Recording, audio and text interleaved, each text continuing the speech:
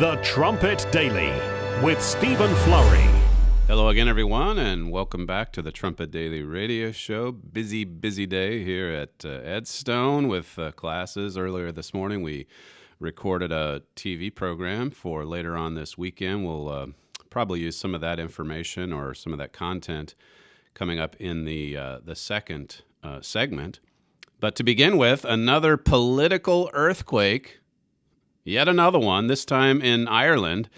They had the vote over the weekend, but because of a complicated electoral college system of some kind, it takes 2 or 3 days to complete the vote. It's not as bad as Iowa, by the way, but still, 2 days. And we learned that Sinn Fein is now the second largest party in the Republic. You know about Sinn Fein. That's the political wing of the IRA. That's like the terrorist wing of the Irish government. Fianna Fáil, that's the main party. They won the election by the narrowest of margins, finishing off with 38 seats in the parliament or whatever their government is called over there. But Sinn Fein came in with 37 seats. 37, just one seat behind Fianna Fáil. And so now they've got the same story in Ireland, really, that we're seeing in quite a few other places. The mainstream parties suffering, struggling along, and then the more radical parties on the fringe, they're shocking the nation. They're shocking the world in some cases. It's pretty amazing. We had this story play out last week in Germany, there in Thuringia. But it's been happening in Spain and Italy and other places as well. And as Richard mentioned this morning, it's hard to see how that they're going to build a stable government because Sinn Fein, just like with the AfD in Germany, has generally been shunned by the major parties. But now, as I said last week and this week with respect to the AfD, and of course this is history repeating itself, the 1930s history repeating itself, as these fringe parties gain in popularity, as they gain the momentum, well, then the more major mainstream parties, they have to work with them. They have to build some kind of coalition. And what's fascinating here is that because this is Ireland, there's the wrinkle with respect to Northern Ireland as well. That's part of the UK. But Sinn Fein up in Northern Ireland, that's the second largest party behind the DUP as well. So you can only imagine the push for unity in Ireland to bring Northern Ireland into the Republic. That's only going to gain in strength. And of course, that was what drove the so-called troubles of the 1960s, 70s, 80s, and 90s, when the conflict over Northern Ireland so often resulted in violence led by Sinn Fein. And that only simmered down once Tony Blair sat down with the terrorists. He negotiated peace with the terrorists. And at the time, of course, at the Trumpet, we were saying this is not a good foundation for peace.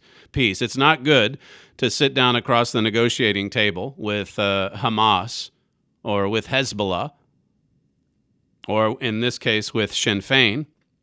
This is what we wrote in response to the Good Friday Agreement back in 1998. This takes us back 22 years. The late Ron Fraser, he was right on top of this subject, had several articles over the years, over the late 1990s, about the struggles, the problems, the trials in Ireland and with Northern Ireland. The article title, Terror Triumphant. It says here, this is Mr. Fraser, the sham of this peace agreement brokered via almost 22 months of talks between the British and Irish governments and led by President Clinton's hand-picked negotiator, George Mitchell. So the U.S. had a heavy influence on this as well. Mr. Fraser says, seems to be largely unperceived by the majority of Irish peoples, political commentators, and the media. At its best, it is a most shameful capitulation to the forces of terrorism. And so often that's been the case in the West. Just give in, cave in to the demands of the terrorists. We saw it in the lead up to World War II. We saw a lot of it in the previous administration. We'll see more, I'm sure. Mr. Fraser said in 1998, at its worst, it contains the sinister seeds of destruction of the very peace that it's touted to produce. Well, we'll see if that forecast plays out. The trumpet, remember, tomorrow's news today, as we've been saying in recent weeks, over and again. And now you've got Sinn Fein. Here's the political arm of the terrorists in Ireland. And they're coming out with these kinds of stunning results. 37 seats. Just one behind the lead party.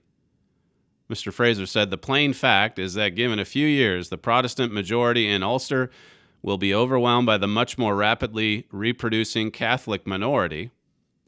It's simply a matter of time. The Catholic nationalists will simply populate the Ulster Irish out of existence as a province separate from the rest of Ireland. And of course, you see these same breakaway movements in Scotland. The U.S. just fracturing, splitting apart, not unlike the royal family in Britain. We'll get to that in the next segment. We've got the Belfast Pact coming up, not this weekend, but the next. And as it turns out, that's coming up at a pretty good time. Richard's going to help me compile some material for that pack. As we've got trumpet readers in Northern Ireland. We don't have quite as many in the Republic. But they need God's truth. They need God's warning just as sure as the rest of us. Where will this political earthquake lead? What will be the aftershocks of this one? Well, a good place to start would be with those trumpet articles from back in the late 1990s. The seeds of a future conflict. They were planted back then, so we know where this is leading. Well, switching to the United States, today is the New Hampshire primary, and you've got all of the Democrat candidates duking it out, and no one really is coming to the forefront. I guess the polls are just kind of all over the place. But it's interesting, really, there's no contested primary or election for the president, and yet he goes to New Hampshire last night, and people were lining up by the thousands, camping overnight outside in the frigid temperatures so that they could see a Donald Trump rally that really doesn't even mean anything politically, other than it takes away from the Democrats being in the spotlight. But aside from that, it's really not something that President Trump needs. And yet the turnout, listen to MSNBC as they talk about the size of this crowd at your typical Trump rally. Clip 2. As 2020 Democrats are in this frantic race to the finish here, guess who's swooping in to try to steal the spotlight? President Trump is set to arrive tonight for a rally here in Manchester. Quite an unusual move for an incumbent president who is certain to win his party's nomination again. And in a hint of how large the crowd likely will be, we're already seeing his supporters lined up. They braved the cold overnight to make sure they got a good spot in the arena, and there are more of them already joining this morning. I wonder how many people braved the cold overnight to see Joe Biden or Elizabeth Warren. There was a clip, by the way, of Elizabeth Warren walking into a diner, and everybody in there, they basically had no reaction. She was kind of forcing her way into some of these conversations at the various tables. This is New Hampshire. They're not having a great few weeks. Following Iowa, we'll see what the results will be from today's primary. But here's what ABC, notice how they do acknowledge some facts up front, but then they do try to downplay some of Donald Trump's popularity in the latter part of this clip. This is clip 3. Trump supporters are as energized as they have ever been. People started waiting up to get in here, waiting in line yesterday, spending all night out in that cold rain and snow, we may be seeing the high watermark of the Trump presidency. You mentioned the impeachment trial is over, the Russia investigation is over, the economy is strong, and the Democrats seem to be in disarray. But if this is the high watermark for the Trump presidency, it's only so high. The Gallup poll, his approval rating is 49%, its highest ever, but that's still less than half the country.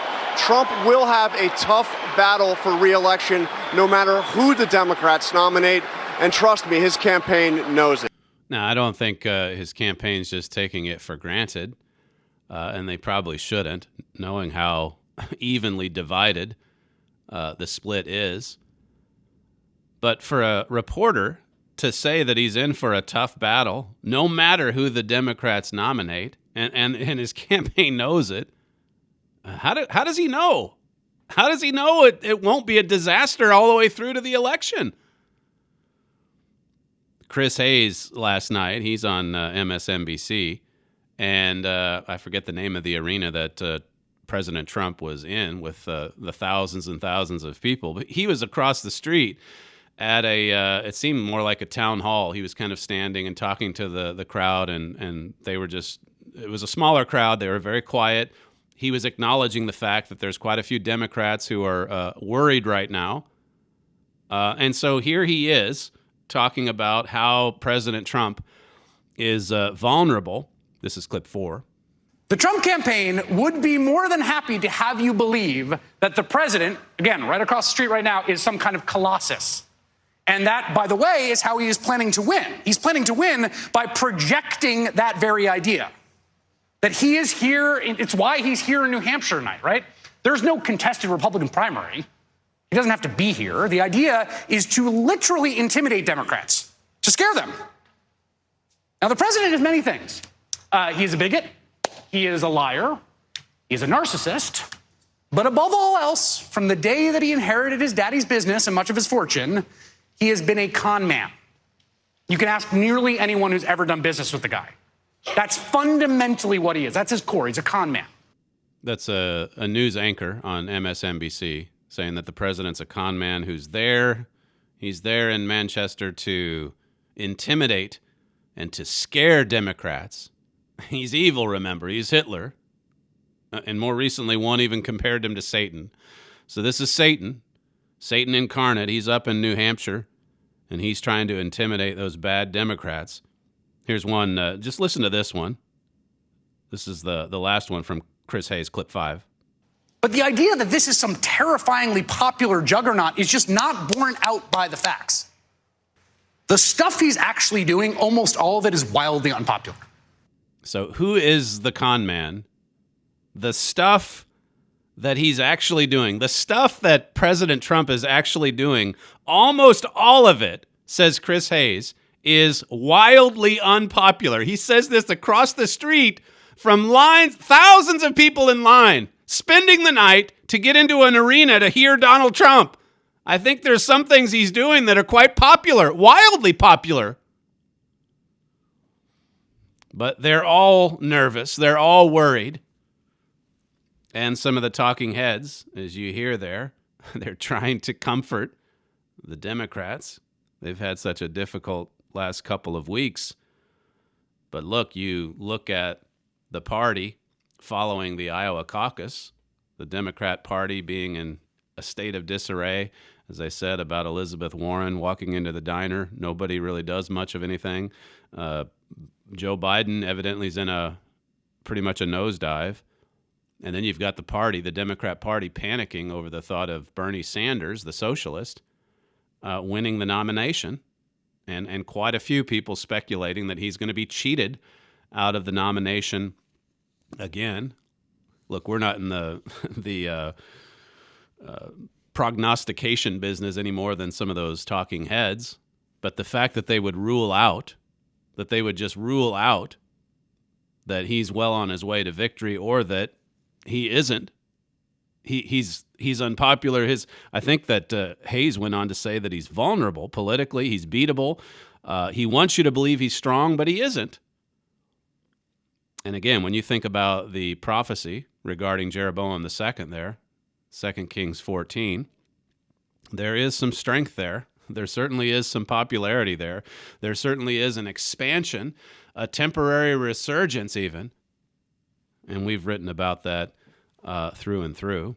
In any event, as I said last week, you had, following the State of the Union address, you had the acquittal on Wednesday, you had the president taking his victory lap on Thursday, where he just unloaded on the Obama administration and all of the administrative state officials that have been persecuting his campaign and his presidency. And he is riding high. We'll see. We'll see if this is the high watermark or if he continues to gain more and more support.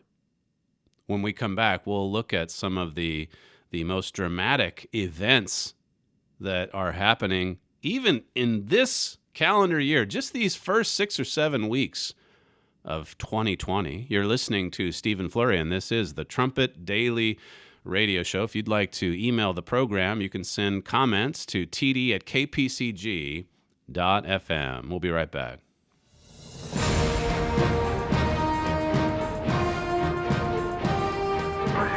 This is KPCG-FM, and this is the Trumpet Daily. The Armstrong College Bible Correspondence Course is a distance learning program that makes the Bible clear and understandable. The correspondence course enables enrollees to learn what the Bible itself says about subjects that affect you and the world you live in. This fascinating Bible course highlights and proves what the Bible says about morality, war, religion, terrorism, and other current events, focusing on the root causes of this world's many problems facing man, as well as their solutions. The Bible and this course also focuses on the reason mankind was created in the first place, the way to happiness, accomplishment, and fulfillment, as well as the truth behind important doctrinal questions, such as what happens after we die, the nature of God, the resurrection, the millennium, and other critical subjects. Enroll today in the Herbert W. Armstrong Bible Correspondence Course. Email your request to td@kpcg.fm or visit thetrumpet.com. From the Philadelphia Church of God campus in Edstone, England, this is the Trumpet Daily program with Stephen Flurry.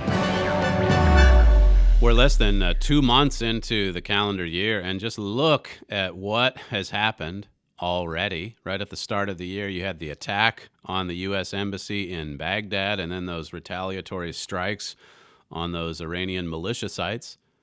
And then that led into that dramatic drone strike. What was that, January 3rd or 4th, I think it was?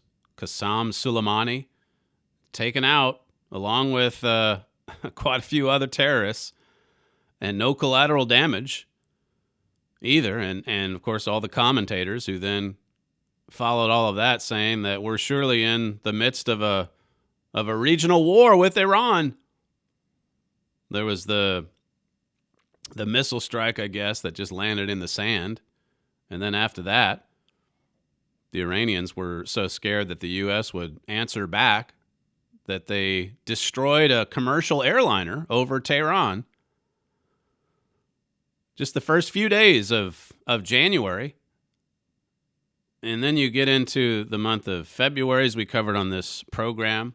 This was just a couple weeks ago. President Trump and Prime Minister Benjamin Netanyahu unveiling what President Trump has called the deal of the century. As I said on the program, as Melanie Phillips brought out, it's more of an ultimatum for the Palestinians. It's a take it or leave it. It's their last chance, said President Trump and Jared Kushner. And judging by Mahmoud Abbas's response, he said 1,000 times no. No is my response. Never will I agree to this. And so we've seen these efforts, these attempts before to make peace in the Middle East. It's gone on now for well over 20 years.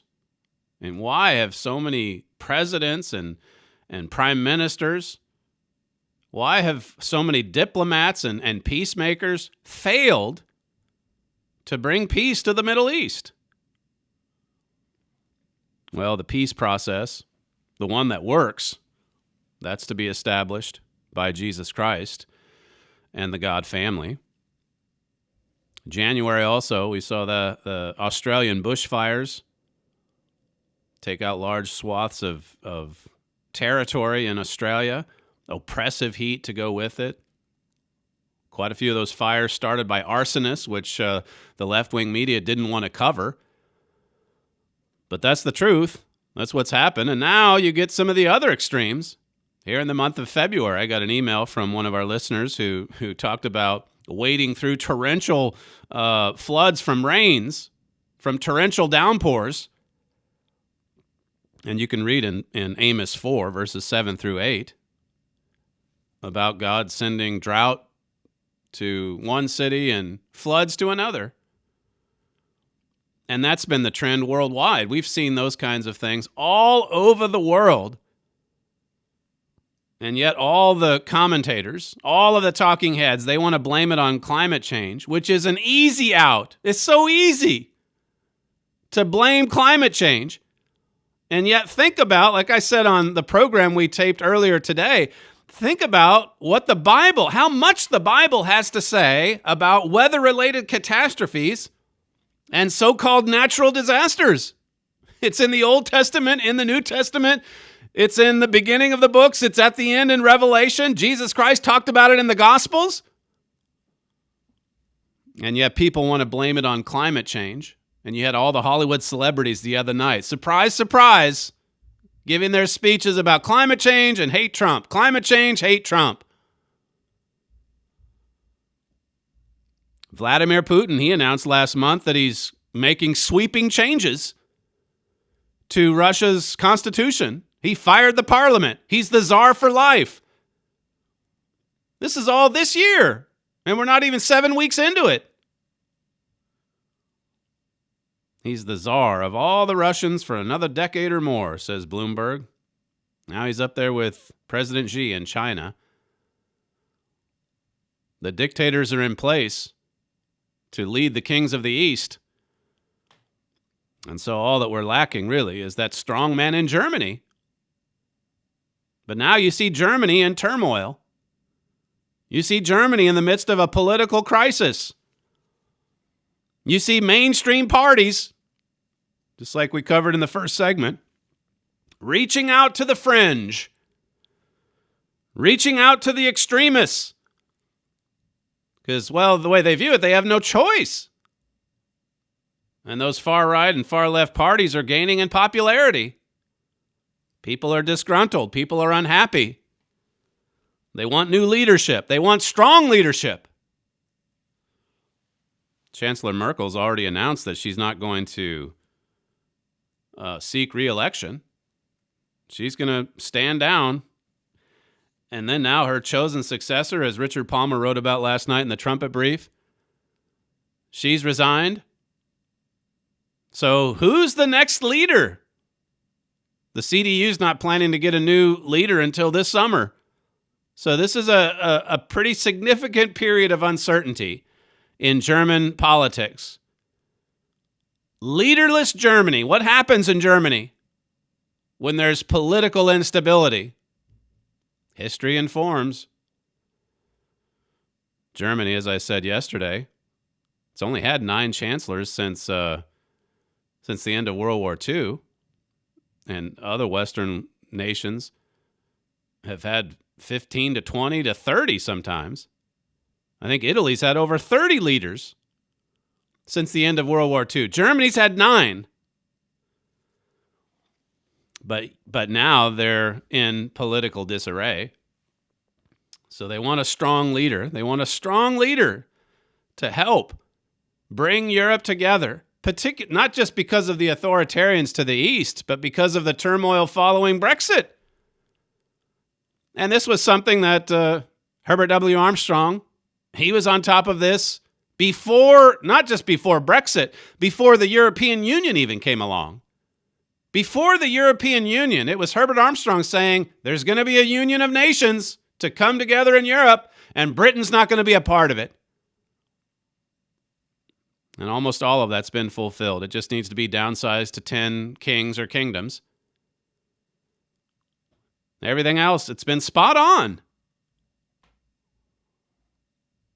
And yet, even as Britain exits with a sense of optimism and national pride, you see the struggles over Scotland, now Northern Ireland, and then you see its royal family.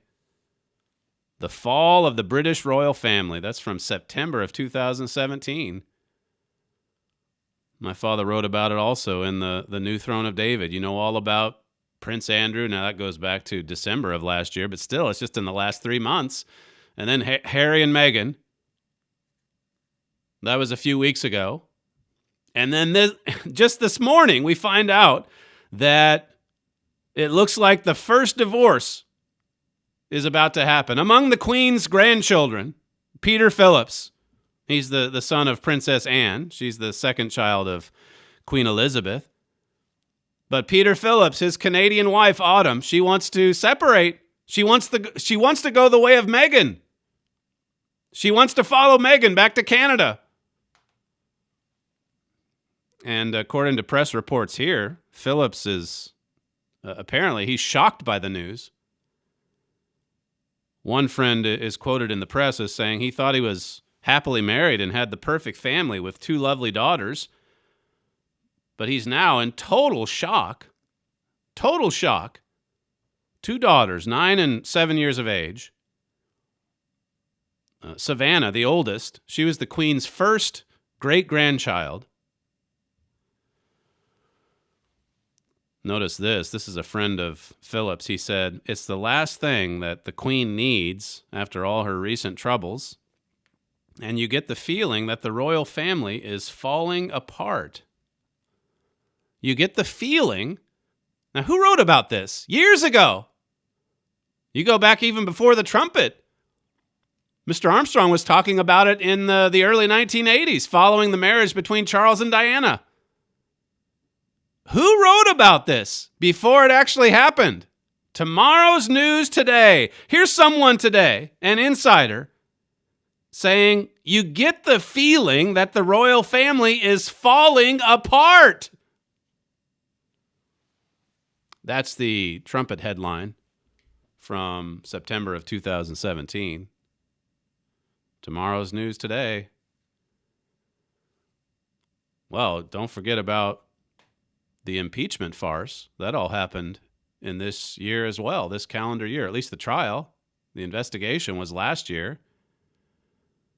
But the trial, that was supposed to finalize the audacious attempt to overturn the results of 2 elections, the last one and then this next one. And that's backfired, hasn't it?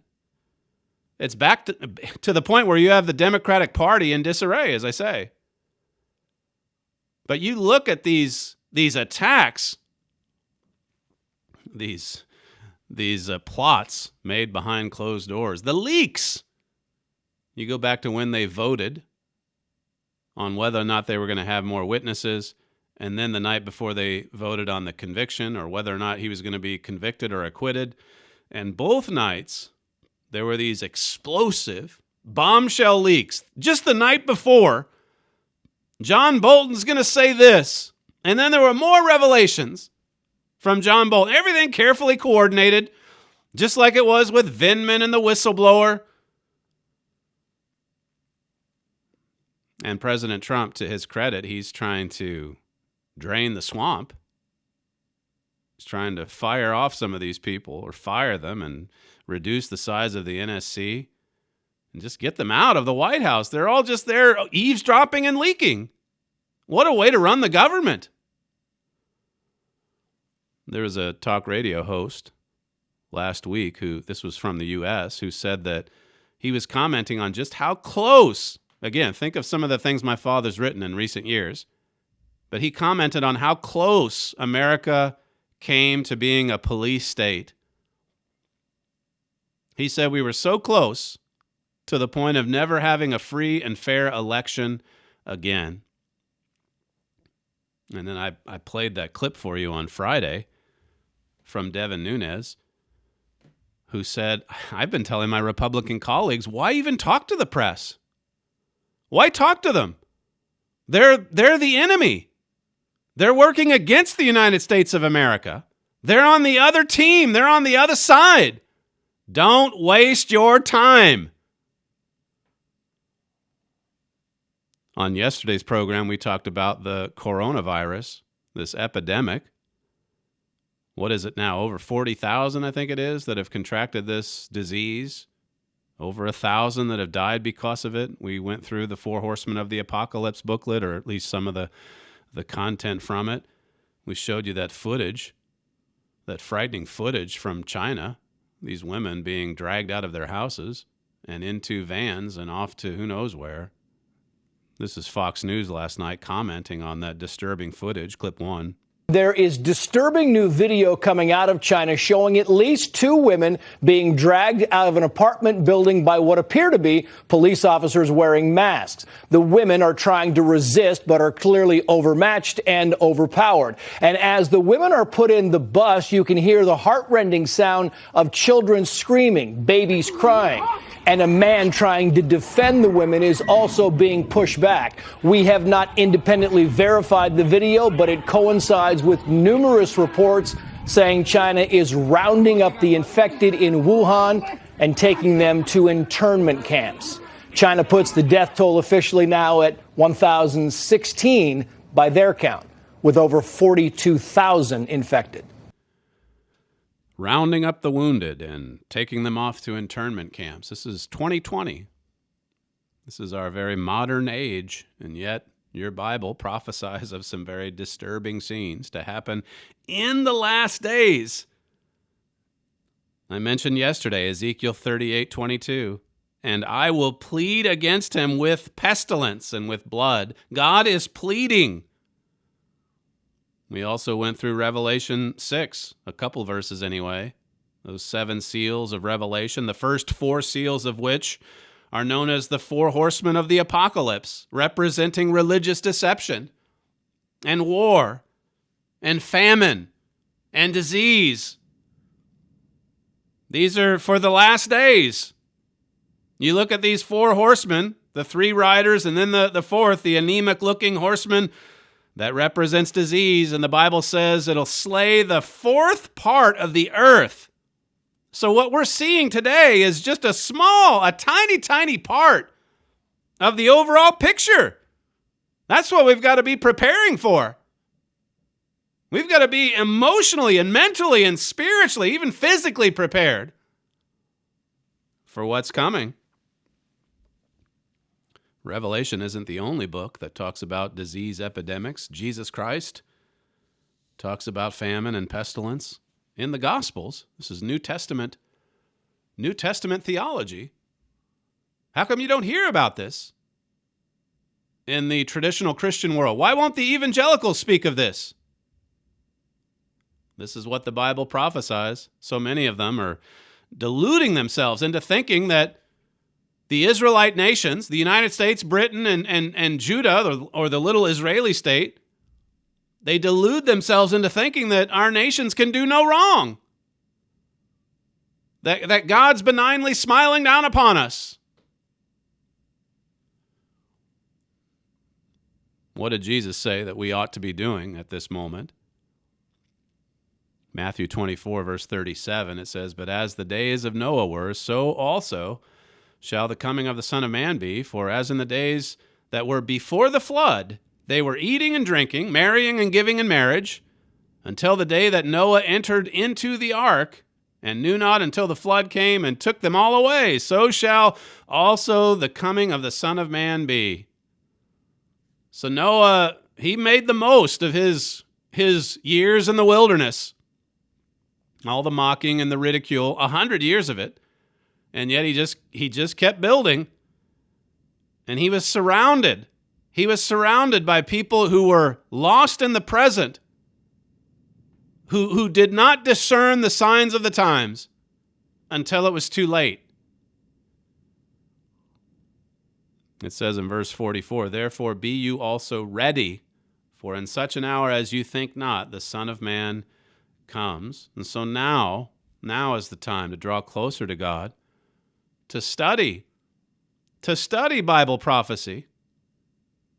When God says to watch world events, we'll come to it in just a second in Luke 21, he's talking about world events as they relate to Bible prophecy. When the Bible talks about religious deception and war and famine and disease, well, when you look at the world today and you see those things, then you know it's close. It's even at the door. My father had a recent Key of David program on this subject. You know how close we're getting. That's why God wants us to watch. You know the time, Paul said to the brethren at Rome. Therefore, it's high time to awake out of sleep, knowing the times we're in. We need to be awake like never before. We need to be springing out of the bed, so to speak, and just launching into our days of productivity. Now it's high time, he said. Are you watching world events the way that Jesus admonished us to? Let's look at this. Luke chapter 21, the book of Luke 21 and verse 32. It says, "Verily I say unto you, this generation shall not pass away until all be fulfilled." This generation, our generation, it's all about to be fulfilled. Verse 34, it says, "And take heed to yourselves, lest at any time your hearts be overcharged with surfeiting and drunkenness and the cares of this life, and so that day come upon you unawares. For as a snare shall it come on all them that dwell on the face of the whole earth." It's going to come at the sudden, unexpected hour. To the people of this world, they're going to be caught totally by surprise because they're going to be so caught up in riotous living and the cares of this present evil world. They're not going to be thinking about God's work or God's message as it goes out to the world. They're going to be mocking the truth of God, specifically the prophecies of God. And yet Jesus says to us, "Watch you, therefore, and pray always, that you may be accounted worthy to escape all these things that shall come to pass, and to stand before the Son of Man." What Christ is saying here is that unless we are zealously watching and praying, we will not be ready. We won't be ready for Christ's return. All of these prophecies they're going to be fulfilled right before our eyes, and yet we're completely and totally in the dark if we weren't watching and praying always. Like I say, we've got to be studying the Bible. We've got to be studying Bible prophecy, or else we're just not going to know what to look for, what to watch for. We need to understand Bible prophecy. These are not wild-eyed, fanatical prognostications. This is the sure word of Bible prophecy. This is God's truth. Pray earnestly, pray always, pray that you may be accounted worthy to escape. 1 Peter 4, a couple more passages here. 1 Peter 4, verse 1. It says, "For as much then as Christ has suffered for us in the flesh, arm yourselves likewise with the same mind. For he that has suffered in the flesh has ceased from sin." We need to be armed. We need to be equipped. We need to put on the armor of God. We need to let the mind of Jesus Christ in. Verse 7 continues, "But the end of all things is at hand. Be you therefore sober, and watch unto prayer." Be sober, watch, prayerfully watch. Know the prophecies of God so you know what to look for. And then get on your knees and ask God to help you understand what's happening, to see where it's headed. And let it serve as a motivation to change, to grow, to overcome.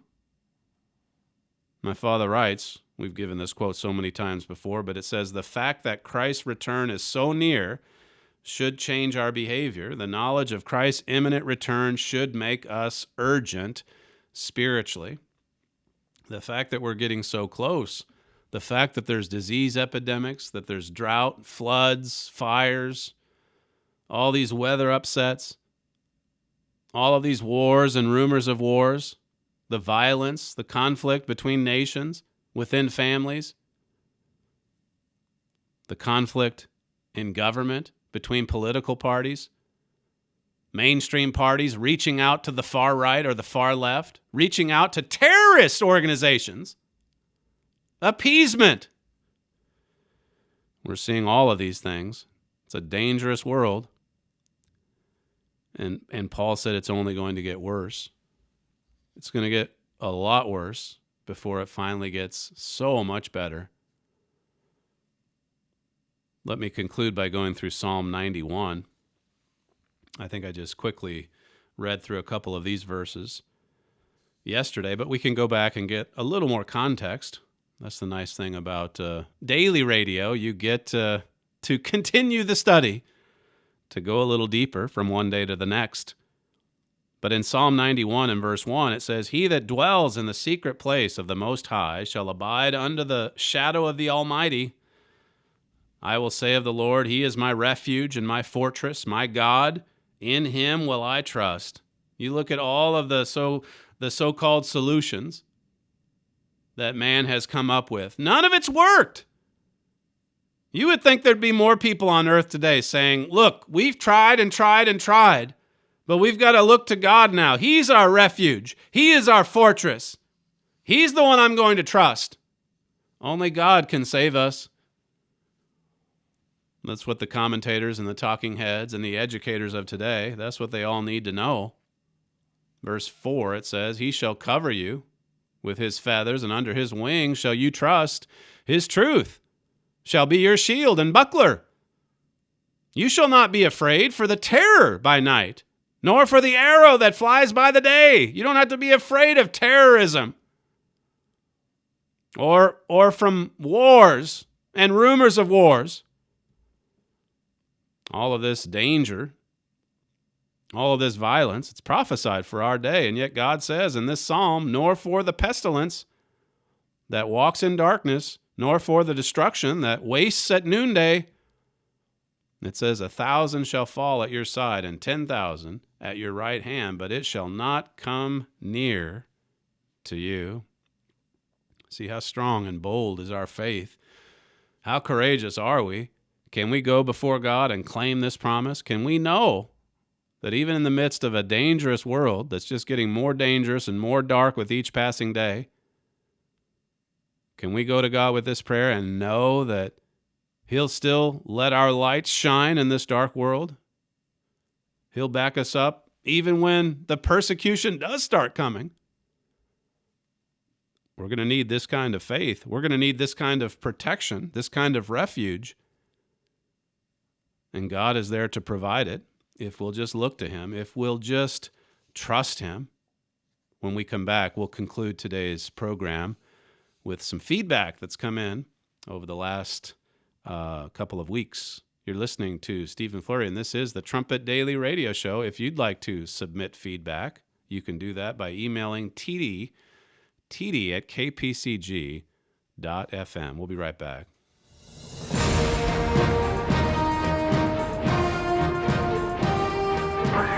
This is KPCG FM, and this is the Trumpet Daily. Are we living in the last days? Some dismiss the notion as fanatical, but world leaders and news analysts are issuing warnings that are becoming more and more dire. Could Bible prophecies about the last days actually be accurate? Our brochure can help guide you through the relevant news and history and help you compare these events to what the Bible says. Are we living in the last days? This brochure is available for free right now at thetrumpet.com. Don't forget to visit our website at thetrumpet.com. Every day, thetrumpet.com will help you understand your world by analyzing today's headlines under the clear light of Bible prophecy. Log on to thetrumpet.com and sign up for our daily Trumpet Brief email and subscribe to the Trumpet magazine.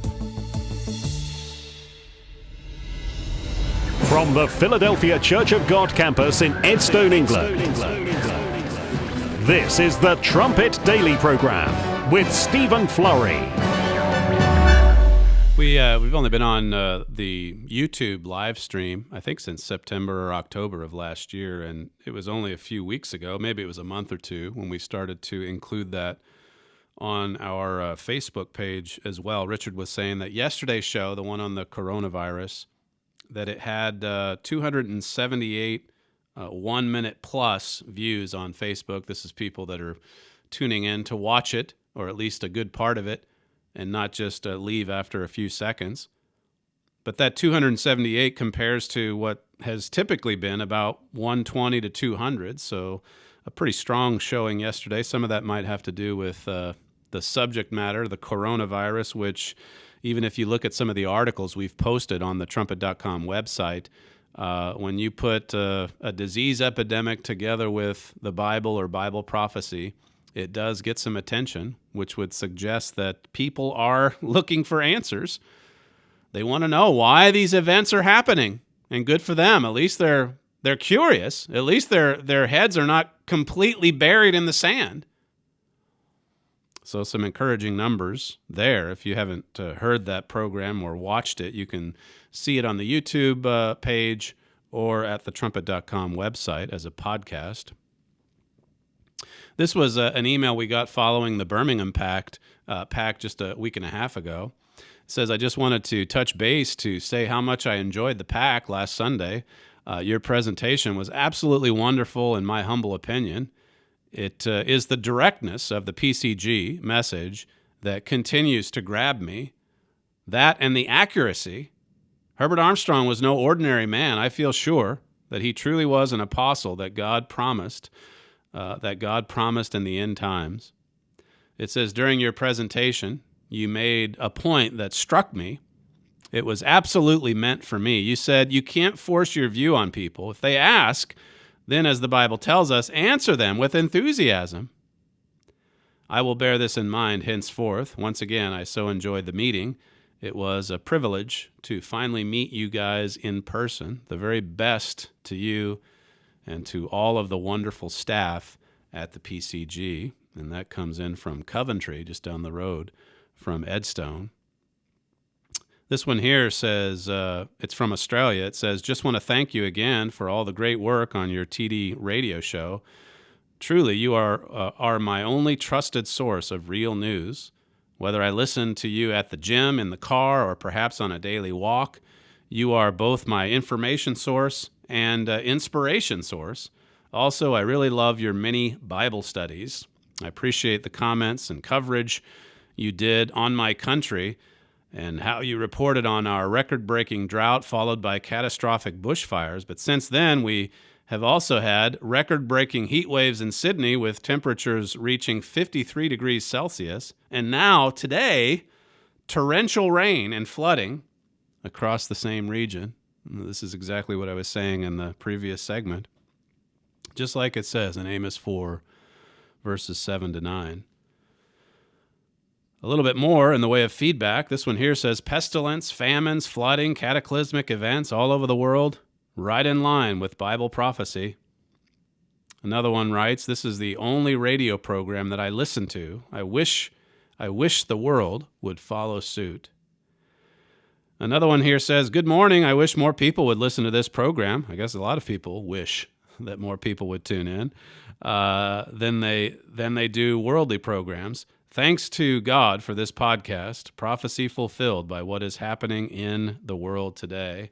Another one greets us from Australia. And then a few here in response to Monday's show. I forget the title of that one. Says, wow, Mr. Flurry, I see I need to get sprinting hard. This race is just about over, and the biggest sign is that Satan is working 10,000 times harder to distract God's people, and those of us working toward that direction once again. The wake-up sirens are definitely sounding at a higher velocity than ever before. How anyone can even think that our Lord is delaying his return when every single day is one day closer than the day before. It doesn't ever do the opposite. Another one here says, totally awesome truth. To know the truth doesn't make anyone right with God, but to do the truth is what makes us a true Christian. Beautiful truth, Mr. Fleury. Thank you. It says, plus, it is the biggest warning to everyone who knows or has known the truth. Further on here, it says, thanks to God and thank you and the staff for all of your hard work. Another one writes, good morning, KPCG FM listeners. I'm listening in from Durban, South Africa. Another one here, listening in from Bathurst, New Brunswick, Canada. Another one here who says, good news coverage plus accurate prophetic forecasting. One of a kind. This was in response to the TV program over the weekend, Jude's Urgent Prophecy, that, as I said yesterday, brought in, or maybe it was Monday. In any event, as I said, it brought in 160 requests for the Jude booklet and also the Peter booklet. It says, thanks for all the hard work and dedication. The manna was good. Another one, truly seeing how many rebellious people there are towards God brings tears to my eyes, and yet we must continue to watch and pray always. This one here came in response to the trumpet brief, or a signpost, I think it was, last week on conquering spiritual lethargy. And it says, I feast on your briefs always, timely instruction. I can only say I needed this reminder every Sabbath, every Bible study, all the words we are taught must remain vigilant. Thank you. That comes from Arkansas. And another one here says, I read your article on spiritual lethargy today, and it really hit home for me. Lethargy had set in, and your article was just the jump start I needed to get going again. Thank you so much for this absolutely wonderful and loving reminder to get back on track. I'm so grateful for your article. God bless you and your wonderful staff. Please keep up the good work and keep fighting the good faith, or the good fight, I should say. And this goes back to the trumpet brief from the start of last week. I guess it would have been Wednesday, the middle of last week. It was Mr. Hilliker's brief on the State of the Union address and just some of the shenanigans going on with respect to the address, and the Speaker Pelosi ripping up the speech behind the president. But it says here, thank you, this is to Mr. Hilliker, thank you for the timely trumpet brief. Yes, I did watch the State of the Union speech. It was very moving, seeing how God is giving this country a temporary resurgence by the hand of Jeroboam. Since President Trump has become president of the U.S., we in America can feel good about our country again, like it was when I was growing up. I remember when a president would give a speech, everyone would give him the respect to his office, or give the respect to his office and listen. We loved our country, the founding fathers, the Constitution, and our history as a nation. It did give us a sense of pride to be an American. President Trump is a flawed man, but it is amazing to see the growth and the prosperity, like you pointed out in the trumpet brief. Thank you again, and I appreciated the Trumpet Hour today as well. The Trumpet Hour, of course, plays every Wednesday and Friday. On Wednesday, it follows this program right at the top of the hour. And then at Friday in Oklahoma, it's toward the end of the day. I think it's about 10 p.m. here in the UK, and of course at different times all over the world. But you can get that program and, of course, these Trumpet Daily programs on the podcast at the website. You can get it downloaded to your device. You can watch it now on YouTube, the stream, and get some beautiful images and footage and stills and graphics as well. And as I said earlier, you can also see it streamed on Facebook as well. Well, we thank you for joining us on today's program. As always, you're listening to Stephen Fleury, and this is the Trumpet Daily Radio Show. We'll see you tomorrow.